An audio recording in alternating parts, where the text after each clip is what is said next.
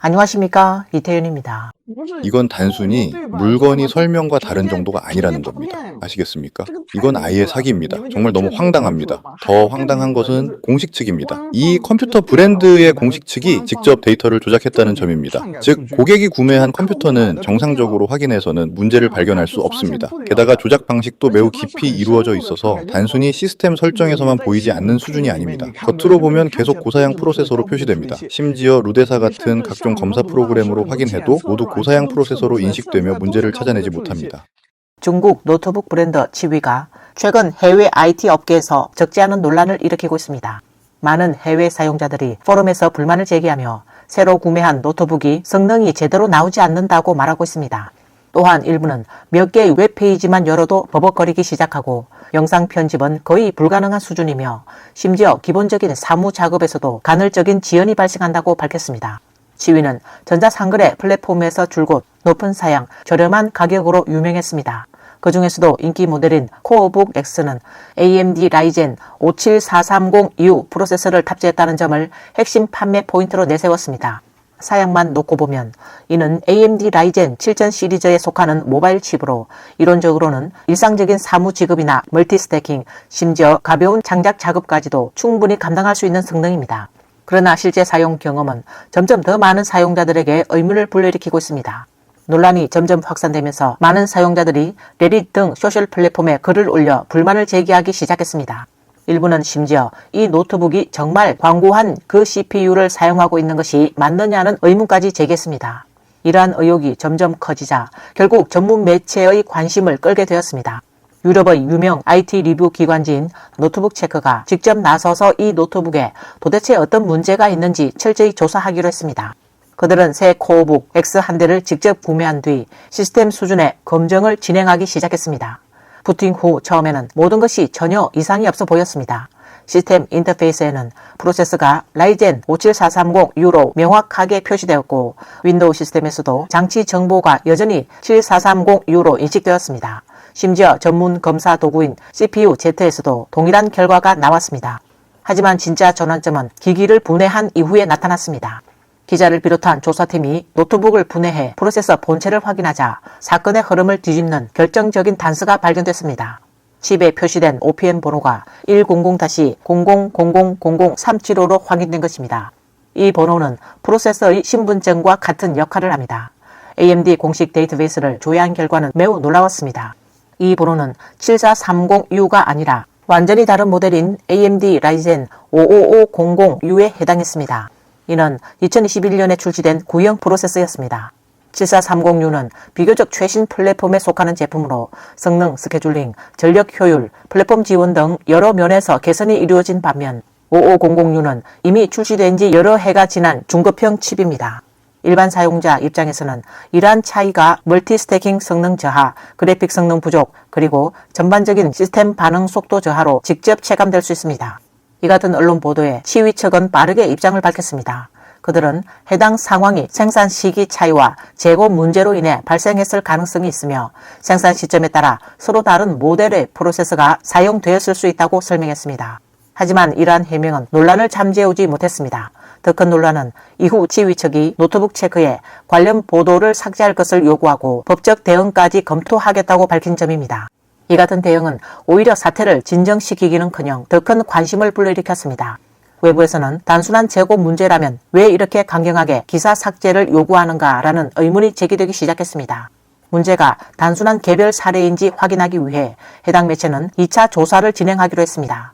이번에는 신뢰도가 높은 독일의 한 유통업체를 통해 더 상위 모델인 코어북 플러스를 구매했습니다. 이 제품 역시 라이젠 57430U 프로세서를 탑재했다고 홍보되었으며 포지션 또한 기존 코어북 X보다 더 높은 모델이었습니다. 기기를 받은 후 진행된 검증 과정은 거의 동일했습니다.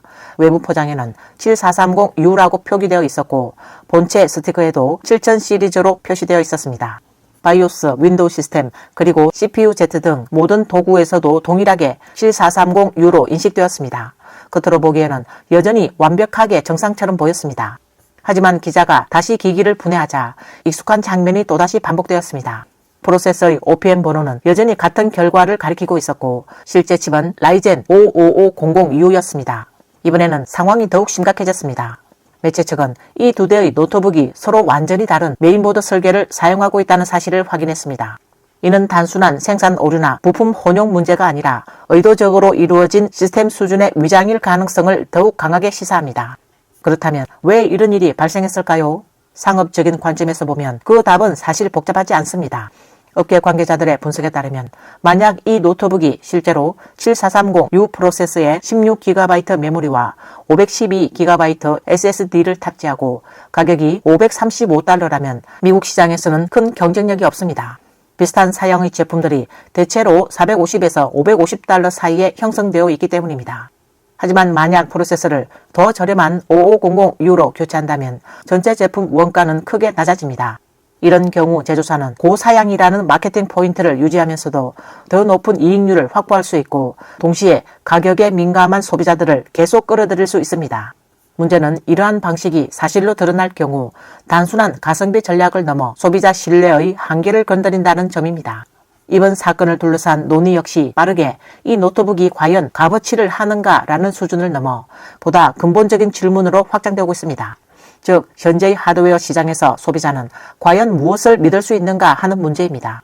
현재까지 치위 측은 두 번째 폭로에 대해 추가적인 공식 입장을 내놓지 않고 있습니다. 일부 네티즌들은 이러한 방식이 사실 전혀 새로운 것이 아니며 과거 짝퉁 스마트폰 시대의 재현에 가깝다고 지적했습니다. 얼마 전에도 비슷한 사례가 공유된 바 있습니다. 퀄컴 스냅드래곤 888 16GB 메모리 1TB 저장 공간을 탑재했다고 표기된 스마트폰이 단 500위안에 판매된 사례였습니다.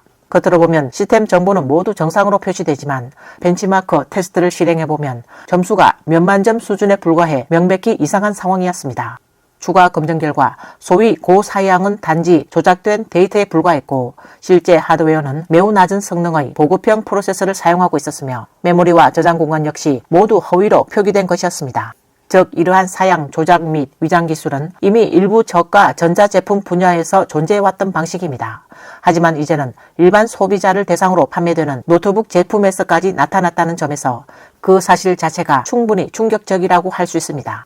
더 주목할 점은 이러한 성능과 실제 사용 경험 논란이 특정 브랜드 하나에만 국한된 문제가 아니라는 것입니다.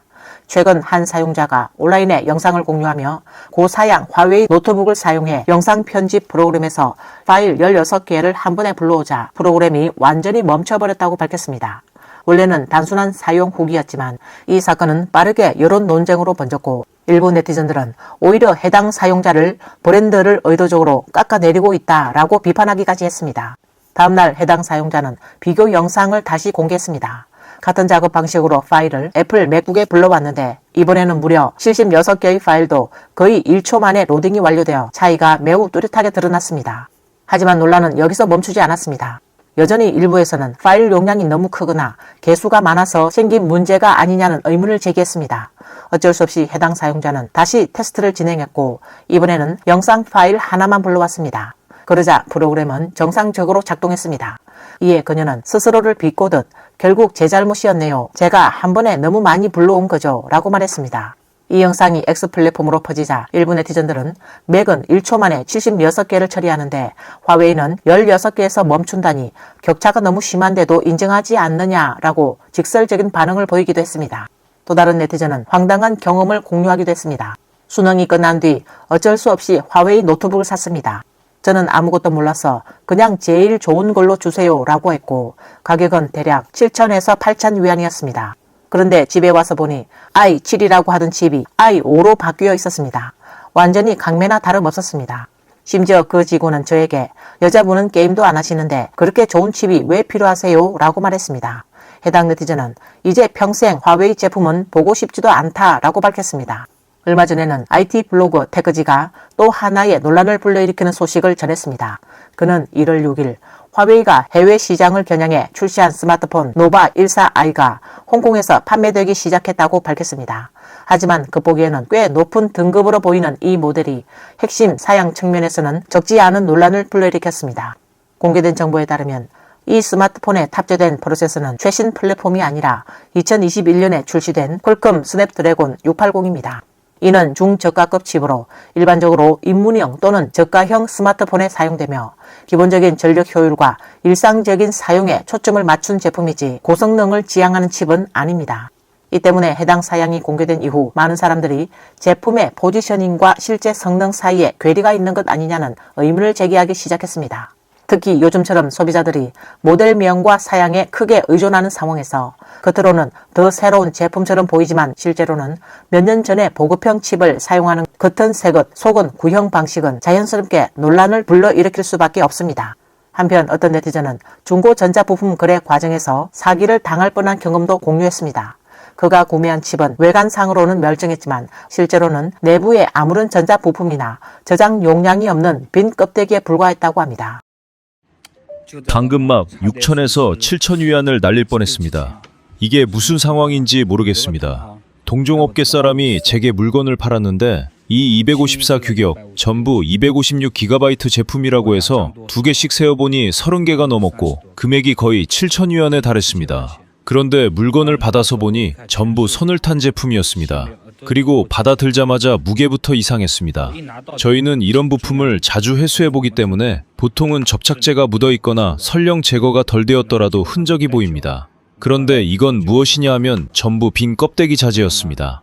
내부에 반도체 칩이 전혀 없는 상태였습니다.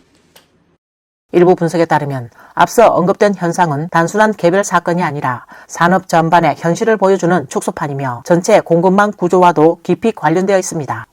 니케이 중국어판의 보도에 따르면 현재 중국의 비파운드리 반도체 기업들이 글로벌 시장에서 차지하는 판매 비중은 약 3.9% 수준까지 하락했습니다. 또한 외부 기술과 장비에 대한 제약으로 중국 기업들은 고급 반도체 제조 분야에서 여전히 뚜렷한 한계를 겪고 있습니다.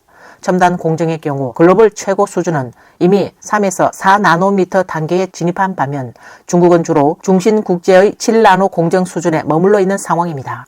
이는 고성능 컴퓨팅과 인공지능 같은 핵심 분야에서 외부 기술에 대한 의존을 여전히 벗어나기 어렵다는 것을 의미합니다.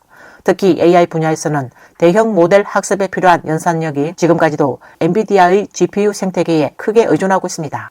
이러한 점은 딥시크 사례에서 특히 뚜렷하게 나타납니다. 지난해 중국 설 연휴 기간 동안 이 AI 스타트업은 저비용 고성능 모델로 전 세계를 놀라게 하며 중국 AI가 돌파구를 찾았다는 신호로 평가받았습니다. 하지만 불과 1년 만에 여론은 뚜렷하게 반전되는 모습을 보이고 있습니다. 여러 경로의 정보에 따르면 딥시크가 주장하는 기술적 돌파는 완전히 독자적인 기술에 기반한 것이 아니라는 지적이 나오고 있습니다. 신형 모델은 수출이 제한된 고급 칩에 의존하고 있으며 이러한 칩이 회색 경로를 통해 중국으로 유입된 뒤 현지 데이터 센터에서 학습이 이루어졌을 가능성이 제기되고 있습니다. 즉 이른바 국산 연산력의 이면에는 여전히 미국 기술 체계에 깊은 의존이 존재한다는 것입니다.